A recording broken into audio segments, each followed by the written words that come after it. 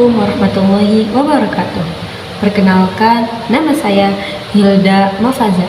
Saya dari jurusan PGMI kelas B semester 3. Tujuan saya membuat video kali ini yaitu untuk memenuhi tugas ujian akhir semester kajian IPA.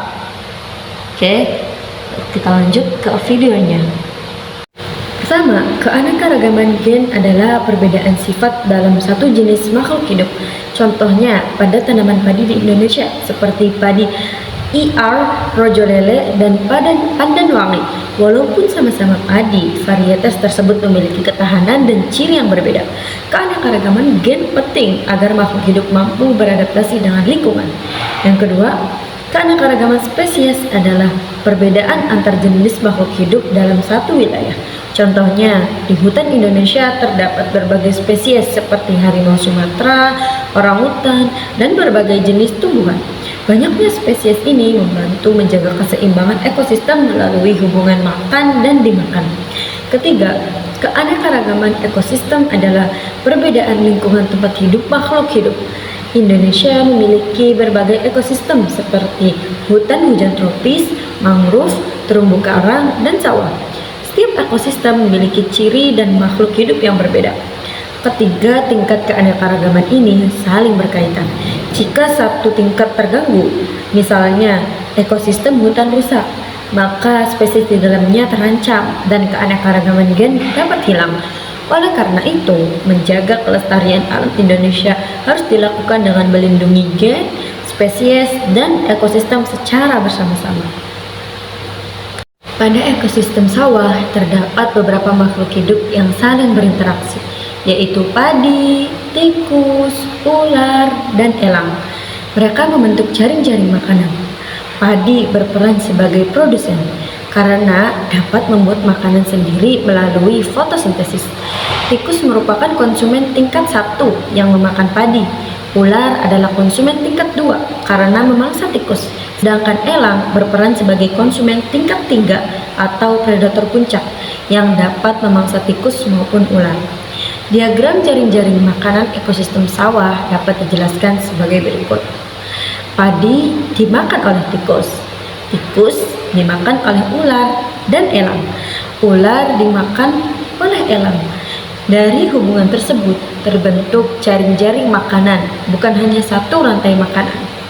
Apabila petani menggunakan pestisida secara berlebihan hingga populasi tikus menurun drastis, maka keseimbangan ekosistem sawah akan terganggu. Berkurangnya tikus menyebabkan ular dan elang kekurangan sumber makanan, sehingga populasinya juga dapat menurun atau berpindah ke tempat lain. Selain itu, penggunaan pestisida berlebihan dapat merusak organisme lain di sawah yang sebenarnya bermanfaat bagi tanah dan tanaman. Dengan demikian, penggunaan pestisida yang tidak bijak dapat mengganggu jaring-jaring makanan dan keseimbangan ekosistem sawah.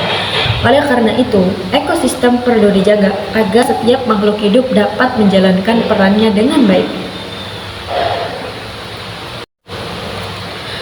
Pada wilayah Sumatera sering mengalami bencana ekologis seperti banjir, longsor, dan kebakaran hutan.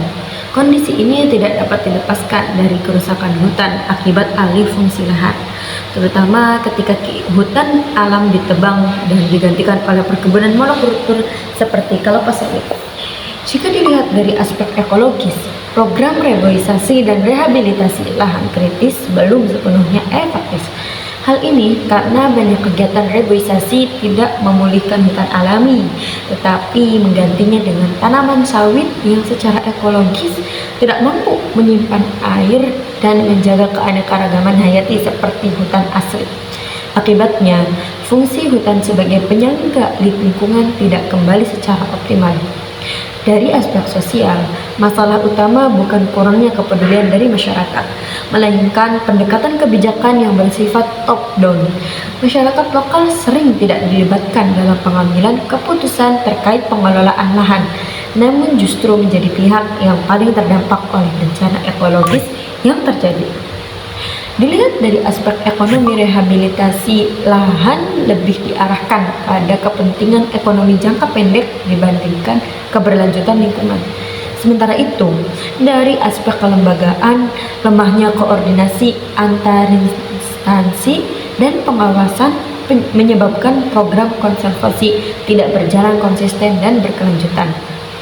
Oleh karena itu, diperlukan perbaikan melalui pendekatan pendidikan konservasi di MI atau SD. Pendidikan konservasi perlu berbasis konteks lokal, misalnya mengangkat isu banjir atau kebakaran hutan di sekitar siswa.